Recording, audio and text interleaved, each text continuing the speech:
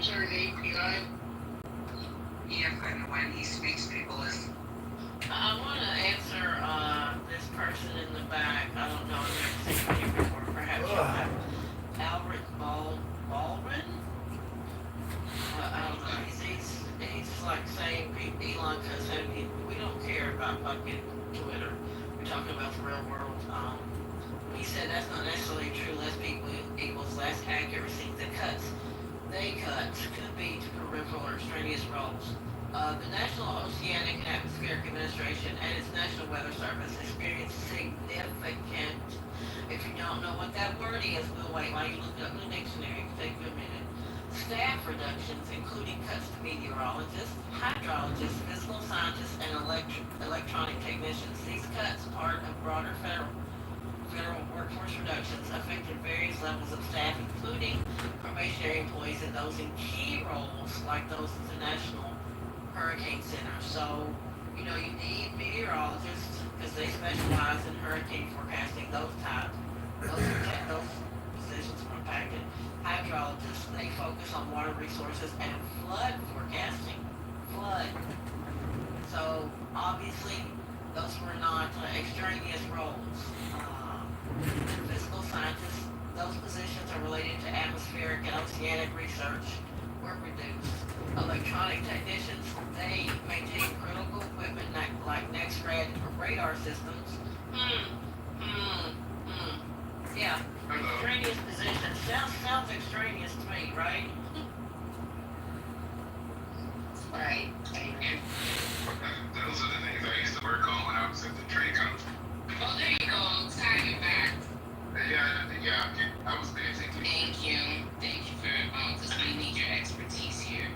But I just wanted to add a couple of things, but I have the clip queued up. But I do want to say, and because someone said, we shouldn't make this political.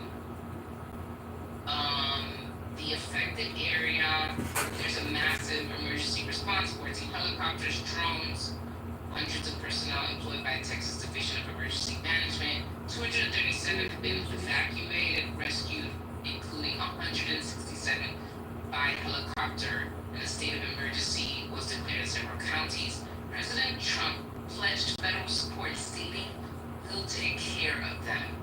I just wanted to add that. I want to help our friend in the back again. I know exactly what extraneous means.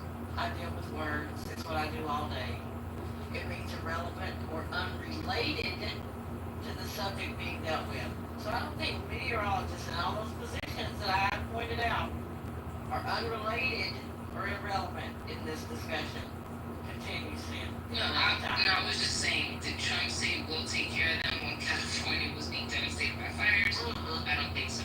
But Ty, I'm about to play this clip from Jonathan, John Morales. He's a meteorologist in South Florida. I mentioned him before. Yeah. Yvonne has mentioned him before. This is a clip from 3 weeks ago. Give me a thumbs up if y'all can hear.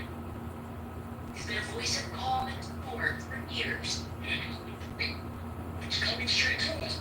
Now the NBC6 meteorologist is going viral for a different kind of forecast. Remember that?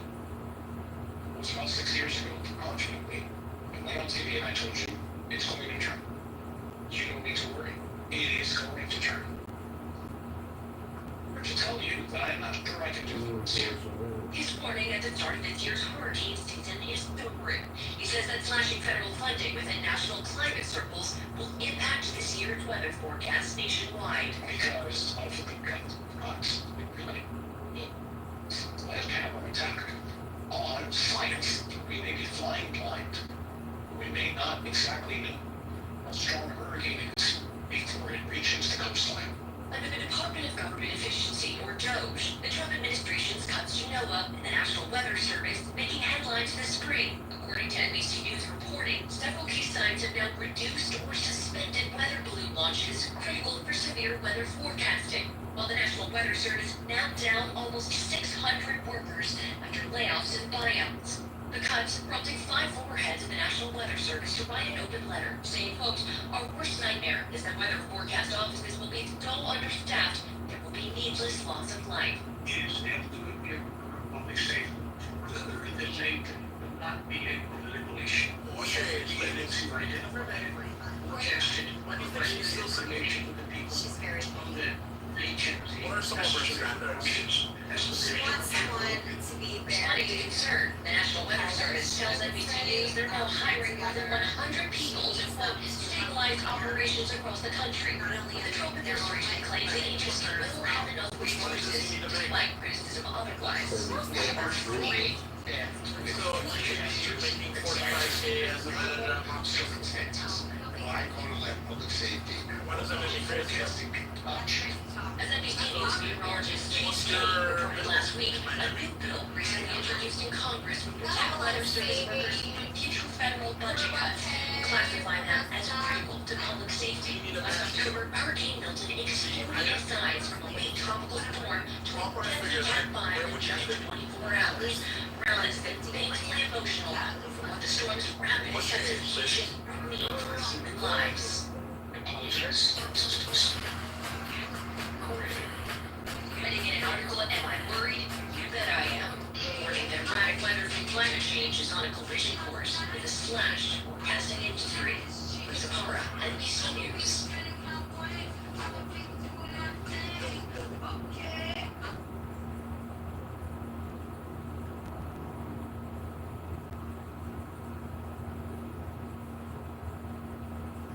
The fact that that man came out of his mouth and said, we're fully stand. I just had to fucking laugh. Well, it's how you see it. I mean, technically speaking, I mean, Right, because I work, you know, on the ground. And you see some, because it's not the management that's saying we're fully stand. Because they have to answer in incredibly difficult situations because they got to answer for every fucking thing. And you just can't. And they know it. But they're under so much immense pressure that my manager's like, we know, we understand the short staff and all these things, but just have a situation that I can answer to every 8 o'clock morning. You say, why do some get done and why this ain't get done? Like, bitch, there's nobody there. How about that?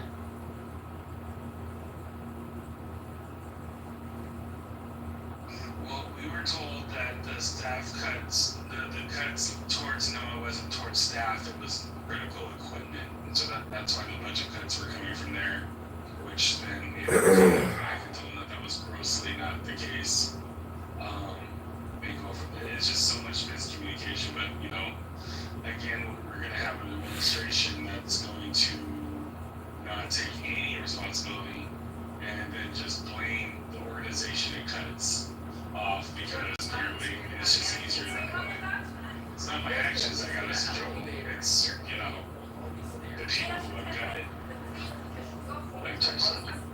Well, I can tell you, February 27th, by executive order, Trump, he had over 2,000 NOAA employees, which is approximately 20 to 27% of staff, were either terminated, often by buyouts, or fired from NOAA.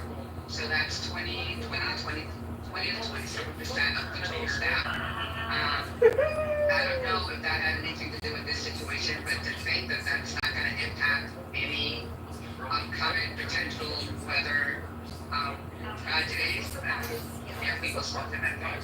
Yeah, that makes sense now because it makes sense now our unions were able to call business to reverse everything when it comes to federal employment because you see how EHS are quote unquote they're no longer unionized, but this shit would be even more if staff rate mentality.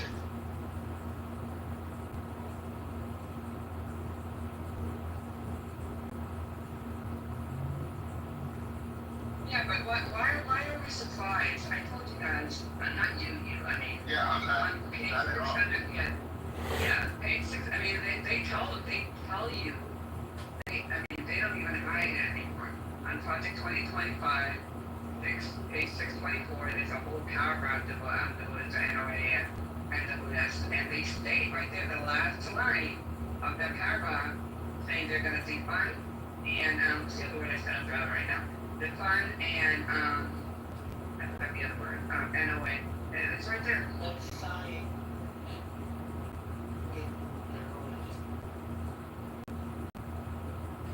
Hi, how are you, sir? that was amazing. Okay. Jason, I'm a sergeant with the sheriff's office. That is What should I do, Audrey. sir?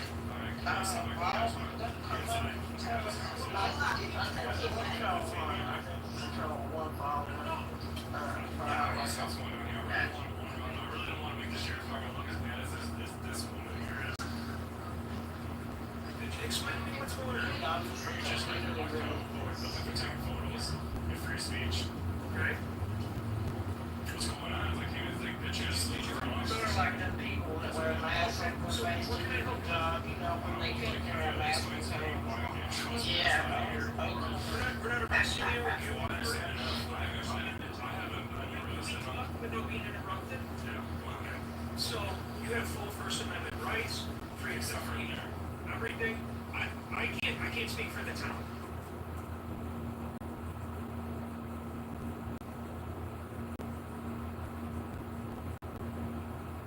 Yeah, that was a mouthful, April.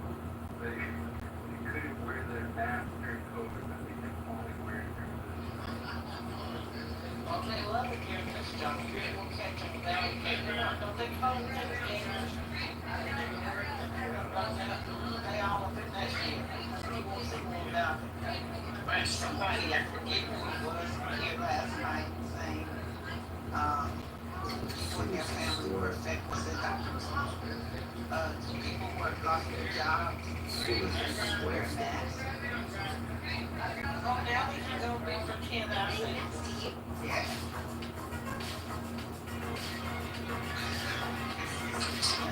That part.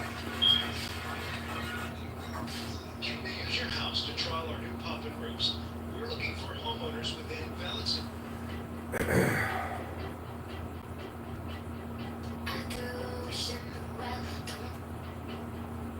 There is some serious devastation going on in Mexico over this cartel gang war. I'm assuming it's because El Chapo's here and all that stuff that they, I guess let's put the link in the chat, but it's gruesome, you know, very gruesome.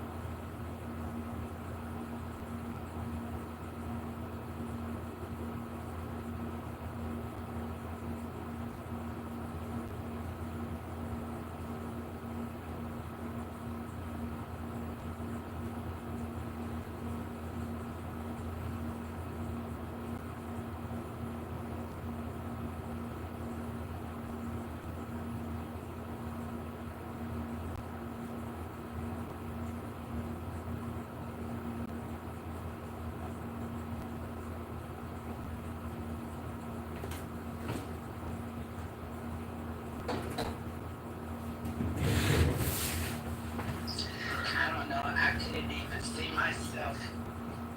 I tried to imagine being married to one of the senators.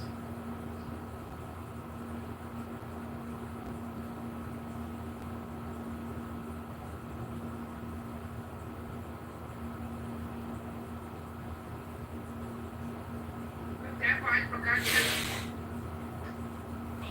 Well, did that time you square that with the accusations that he's also anti-Semitic? I mean, again, I'm not putting forth one point of view or another.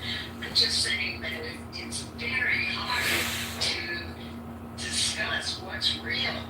And Abby, I understand that you're always quoting the New York Post and other sources that generally are right of center. And I would like to see something that was, if there is such a thing, unbiased. Yeah, I haven't done enough research on him regarding the anti-Semitism. I know that throughout his political career, Donald Trump has been accused of being anti-Semitic many times. However, A, I see no evidence whatsoever about lack of support for Israel, and B, his daughter converted to Judaism to marry his son-in-law. But you're right, Dr. Francie. Sometimes it takes a lot of time to do the appropriate research to make a decision based on critical thinking. These days, it's far too easy just to go over the headlines and think that you've really done the research. And with that, Dr. Francine, would you like to take a minute or so and say goodbye? And we'll give you a first-class escort to the VIP. Absolutely, and goodbye, everybody.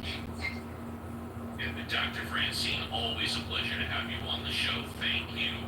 And now let's go to El Normo. El Normo, would you like to say goodbye? Sure. In so doing, I'd like to return to a recent remark of Dr. Francine, where she said it's hard to know what's true.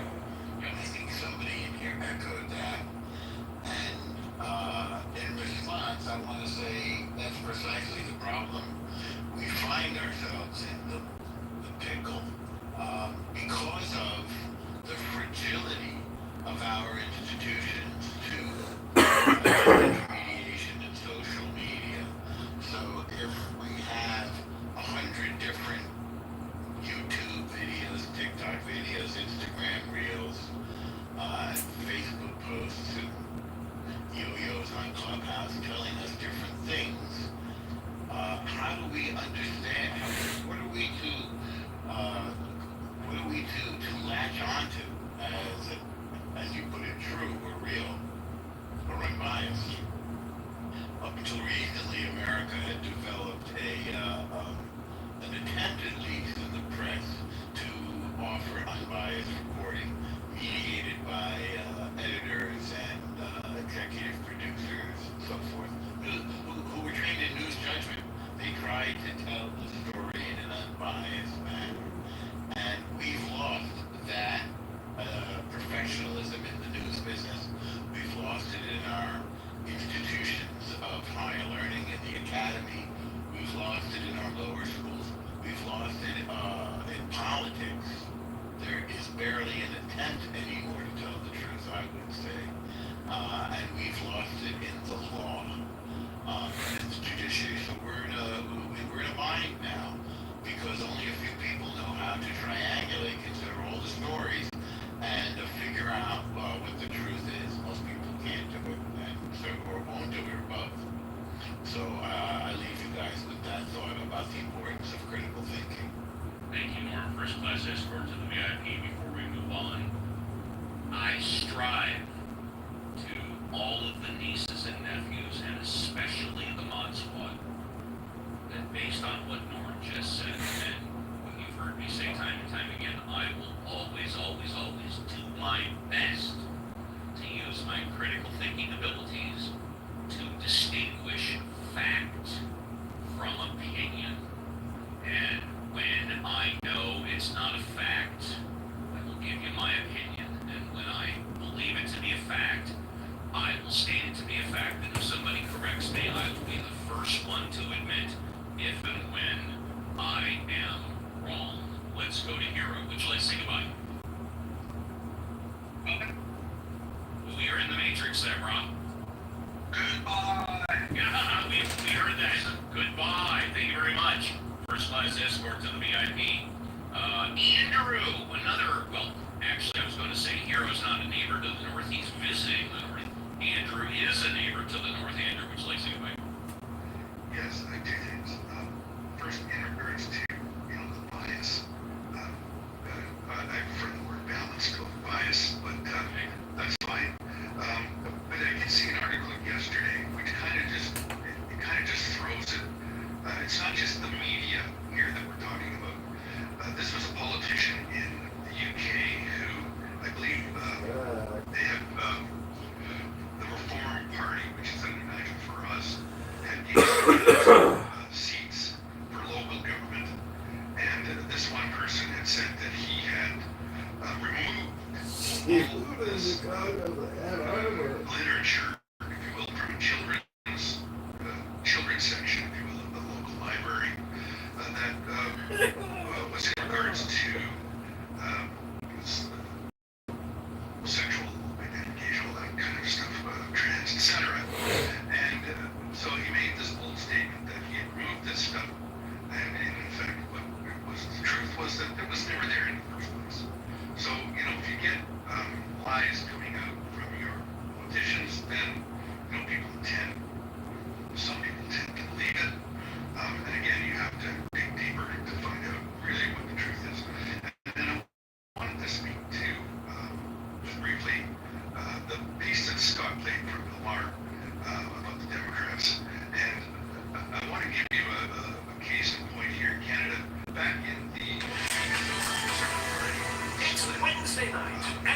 They lost the election hugely.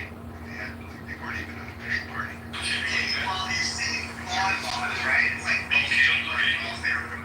Reform Party, etc. And what this did was it split the right vote. And I think with this announcement by Elon the other day about this American. Today is a special day for our working. The figures that I saw in terms of support for that. We switched things I up. think the third party. That's right. Everybody here was right. And Notice you'll be riding with Officer Lopez, West. Democrats. You'll be riding with Officer Bradford. It is split the right vote. So that would be one thing for the Democrats. Has to be trash. We have been a problem here. We have This is my stop. I drive. two parties that are left-handed. The liberals and the NDP. And I was raised by a single mom. Everything I own was a hand-me-down from my short brother. So I care about what I wear and how I look. Now you're gonna spend the next few days hunting for insight. vote split on the left. As I'm starting to realize what games inside. Are you asking just pet move? Because I thought I was gonna And do so that's just the way deal. things work in that regard. So be careful To get the most out of it. Good. If I don't get the greatest day off, I have to fix my garage You're door. contributing to the show because without my We're all show good is for it. with you. Yes, but, Now he goes to the mod squad and you do not get first class escorts. Immediately they have to stay on stage and do the heavy lifting JCC was listening. Everybody have a great rest of the weekend. Happy 4th of July for everybody. Sound like a weekend where Kevin I'm bringing that. You have to call for The help. only thing Where I regret are so you? far is that Craig Sanchez did not stick around. You cannot tell me this is not the coolest drawing board that you have ever. When I saw this on TikTok, I immediately knew I had to get this on my channel. And I guess you just call me a big kid because I was up here. Yeah. And I how many miles per gallon is this thing getting? controls the teachers union, controls the election. The teachers union is a block. They go out in mass numbers and they vote together. The wild card this time is that he's also talking about reduction in police force, and the police union and the firemen's union, they're also all very big unions. And even though Mandani may have secured the primary, Eric Adams right now is saying that he's staying in. And Mario Cuomo, who tried to get the Democratic election or the primary, is also indicating that he may just show up on election night and be on the ballot as an independent. I don't think as a city, Mondani actually has a chance unless the turnout is low. And for a city this size, in the mayoral elections, the turnout is low in comparison to the population. People just don't go out and vote. Are there 10 million in the city? Are there 10 million? About 8 million, about 8 Thank you. Thank you. 4 million people, yeah. And that's across the 5 boroughs, right? So I don't think Mondani actually has a shot. Now, he has raised a lot of money, which means maybe at some point he can run for like city advocate, which here in New York is a very, very powerful position. Like the city advocate is actually more powerful than the deputy mayor here in New York. So I wouldn't, no one's running from Mondani right now. Lastly, the clip about, How many miles per gallon is this?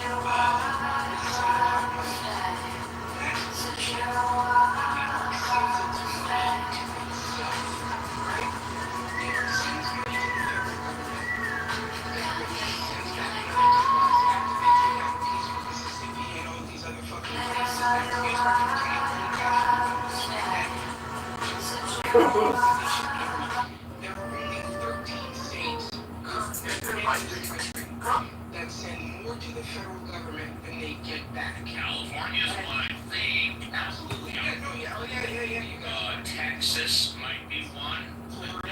Florida, right. New Jersey, the bedroom states, they call them the bedroom states. A lot of people actually work in New York City, but then they commute in from New Jersey and Connecticut and all this other stuff. So my point is, Republicans are always talking about running the country like a corporation. And if you had a company where 37 of your offices were not not pulling their weight. And some people are not gonna like what I'm saying, but if you had a company where 37 departments are not pulling their weight, you'd go in and you'd fire everybody who was running that department, because we need to get more states earning. It's not economically sustainable that a country this size by population is being carried by 13 states. That's all everybody. Thank you very much. Professor John Mallinckrodt, would you like to say what? So I just wanted to say amen to everything that Daryl said. And I was going to say it myself, to be said amen. No, it's great. And by the way, John, if you happen to talk to Rick, because I know you and him commiserate offline, tell him we really wish he would have been here at the end of the show to comment, or at the hour three, to comment on the AI. That being said, let's go to Cora. Cora, would you like to say Thank you, Cora. Let's go to Alfonso. Would you like to say goodbye, Alfonso? Alfonso might be busy IRL than she's written on this, but there we go.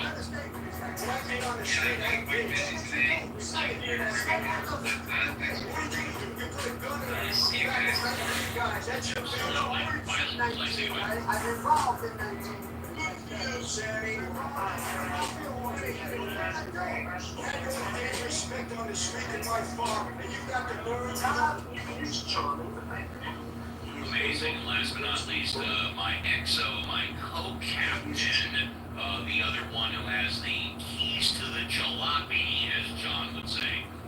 Reverend Scott, would you like to say quick? Uncle Steve party is such sweet sorrow, but I am just thrilled that we'll have another show tomorrow. We can do this for 3 hours again. I'm looking forward to it. Adios, amigo. And with that, we are done. I sincerely, from the bottom of my heart, wish you and your family a great rest of your Saturday. We will be back tomorrow Sunday for Ask the Atheist. The show is run exactly the same way, except people tend to want to talk about God and religion more than Donald Trump, the big beautiful bill, and politics. For those of you that are new, for those of you that have been here for a while, gee, it's a fine balance in the show. I encourage anybody and everybody to send me a back channel about what you like, what you don't like about the show, or about me for that matter. It's a fine balance to satisfy the masses, but also do my best to satisfy the one. We average about, give or take, most of the time about 30 people in the room at one time. We average about 250, 300 people all together, and it takes a lot of work to balance, to satisfy most of the people and satisfy the one. But if it's one thing I know for sure, I'm going to continue to do my best to keep the nieces and nephews and the customer satisfied. Take care, everybody, and be careful on the clubhouse streets.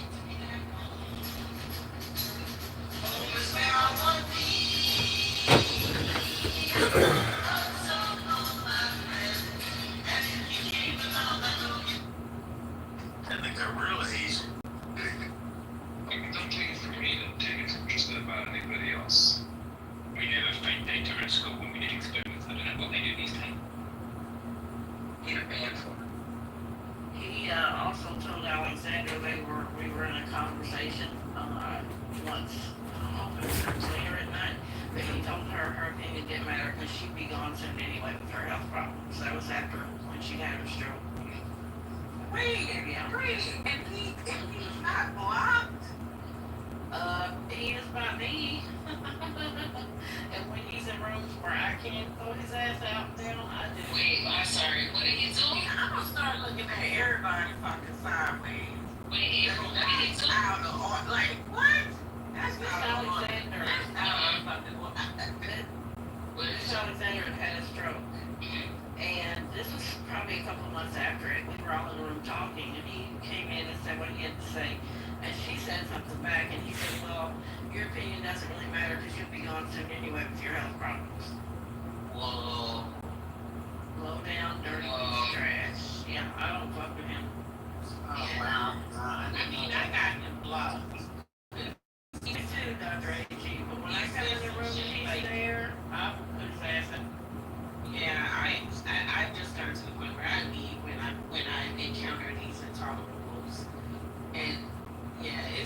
get to a point where I'm just not gonna be around, because it, like, the level of moral depravity, like,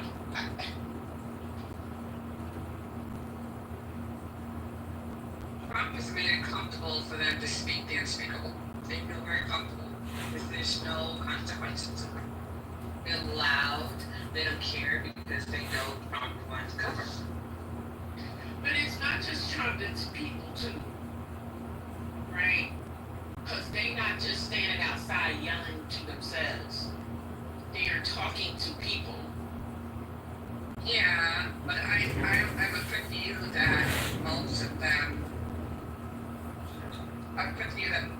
them, probably several years ago would not feel comfortable espousing those vows for that. What I'm saying is the atmosphere, and it has allowed them to reveal their true thoughts that maybe they always had, but the environment or the community would not have tolerated it.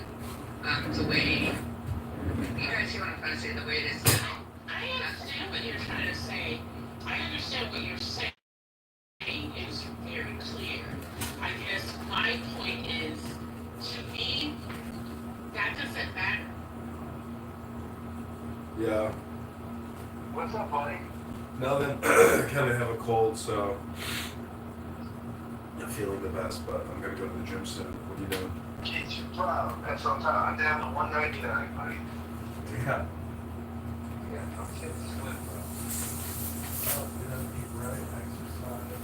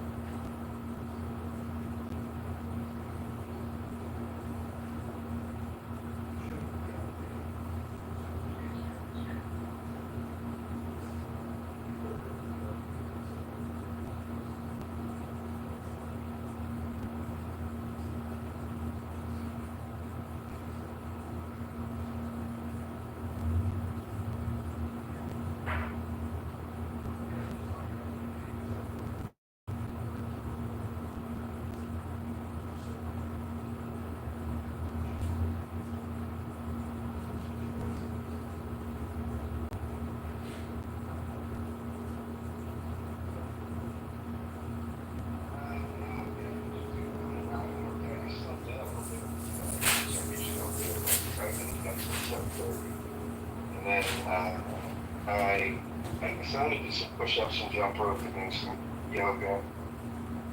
Supposed to record a podcast. Dude, I had a New York Times reporter on there, but she was amazing. Really?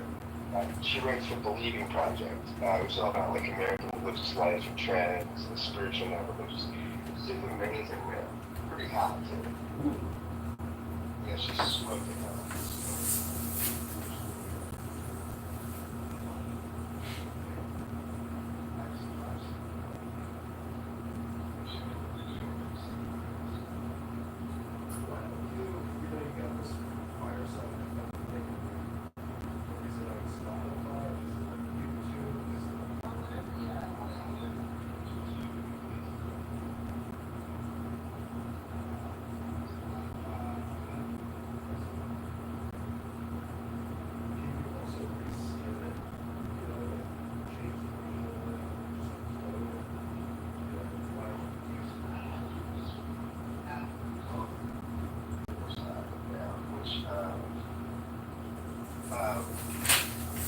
A lot.